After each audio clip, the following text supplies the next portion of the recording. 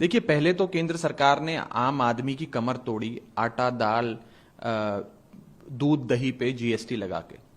अब केंद्र सरकार ने भक्ति पर भी टैक्स लगा दिया है। जैसे मुगलों के शासन में तीर्थ यात्रा करने पर टैक्स लगाया जाता था, जिसे औरंगजेब का जजिया टैक्स कहते थे। आज उसी की तर्ज पे केंद्र सरकार ने सचखंड श्री हरमंदिर साहब जी के आसपास जितने भी सराय बने हैं, अकोमोडेशन सेंटर्स बने हैं, उन पर 12% जीएसटी लगा दिया है। मैं केंद्र सरकार को बता दूं कि अकोमोडेशन सेंटर, ये सारे सराय संगत की सेवा के लिए बने हैं, उनकी कन्वीनियंस के लिए बने हैं, ये कोई मुनाफे के लिए नहीं बने हैं। आपने उस पर भी जीएसटी लगा दिया। ये हमारी भक्ति का अपमान है, हमारी संगत का अपमान है। हमने तो सुना था कि औरंगजेब और मुगलों के शासन के साथ साथ जजिया टैक्स भी समाप्त हो गया, लेकिन ऐसा लगता है कि केंद्र सरकार हेलबेंट है इस प्रकार के ऊल जलूल टैक्स लोगों पे और लोगों की भक्ति पे लगाने के लिए।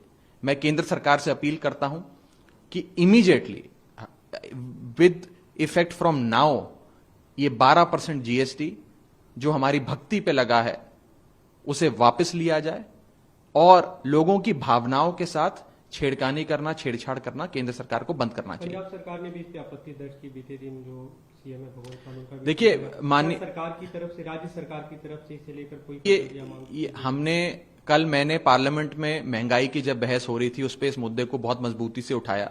दुख की बात है कि माननीय वित्त मंत्री जी उस टाइम सदन में थी, लेकिन उन्होंने मेरी बात का जवाब नहीं दिया।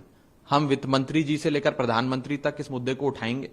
पंजाब सरकार और हमारे मुख्यमंत्री भगवंत मान साहब हर पदर पे इस मुद्दे को उठाएंगे और हम पूरी कोशिश करेंगे कि ये 12% जीएसटी को रोल बैक किया जाए।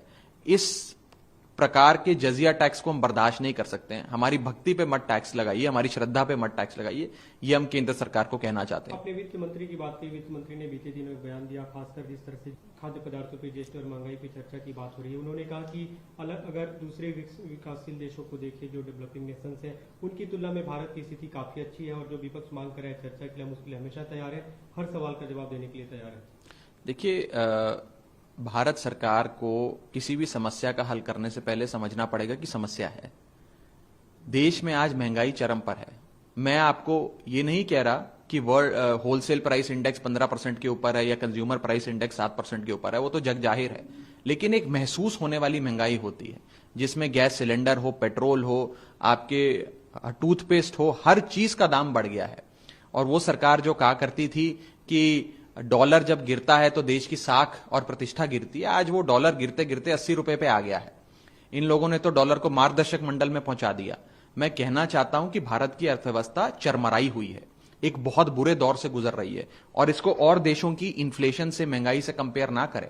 दो प्रकार की इन्फ्लेशन होती है। एक होती है अच्छी इन्फ्लेशन, जो डिमांड जब देश में बढ़ती है, खपत बढ़ती है, उसके साथ महंगाई बढ़ती है। एक होती है बुरी इन्फ्लेशन, जिसे कॉस्ट पुल इन्फ्लेशन कहते हैं, जिसमें ना डिमांड बढ़ती है, ना खपत बढ़ती है, ना लोगों की आमदनी बढ़ती है, ना लोगों की आय बढ़ती है, लेकिन महंगाई बढ़ती जाती है। हिंदुस्तान कॉस्ट पुल इन्फ्लेशन का शिकार है। इसे उन देशों से, उन डेवलपिंग कंट्रीज से जहां डिमांड पुश इन्फ्लेशन चल रही है, उसे कंपेयर नहीं किया जा सकता। यह बेसिक अर्थशास्त्र है, कोई भी अंडर ग्रेजुएट भी अर्थशास्त्र का आपको यह बात बता देगा। तो मैं सबसे पहले केंद्र सरकार को कहना चाहूंगा, अगर आपके पास अर्थशास्त्र की इतनी जानकारी नहीं है तो अच्छे लोगों को अपनी सरकार के भीतर लाएं, अच्छे इकोनॉमिस्ट भर्ती करें और ऐसे लोग जो आपसे सच बोलें, जो आपकी हां में हां ना मिलाएं। जब आपके पास ऐसे लोग आ जाएंगे तब आप सही रास्ते पे शायद आए, प्रॉब्लम को समझेंगे और फिर प्रॉब्लम का सोल्यूशन ढूंढने की कोशिश करेंगे। आज आम आदमी पार्टी की एक महत्वपूर्ण पीएसी मीटिंग है, उपराष्ट्रपति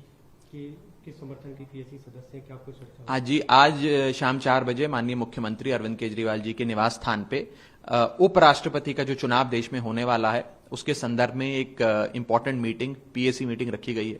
पॉलिटिकल अफेयर्स कमेटी आम आदमी पार्टी की हाईएस्ट डिसीजन मेकिंग बॉडी है। आज उस समिति की बैठक माननीय मुख्यमंत्री जी के घर पे बुलाई गई है। मैं भी उस मीटिंग में शामिल होऊंगा और आगे की चर्चा, उस मीटिंग में क्या फैसला हुआ, हम ये उस मीटिंग के बाद आपसे अवश्य बात करें। विपक्ष के उपराष्ट्रपति पद के उम्मीदवार, उन्होंने एक बयान भी दिया बीते दिन कि ये केवल एक टोकन फाइट नहीं है, ये महत्वपूर्ण निर्णय साबित हो सकता है। उपराष्ट्रपति का चुनाव देखिए, मैं उनको बेस्ट विशेष देता हूं। और आज की 4 बजे की जो आम आदमी पार्टी की पीएसी की महत्वपूर्ण बैठक है, उसके बाद ही कोई फैसला लिया जाएगा।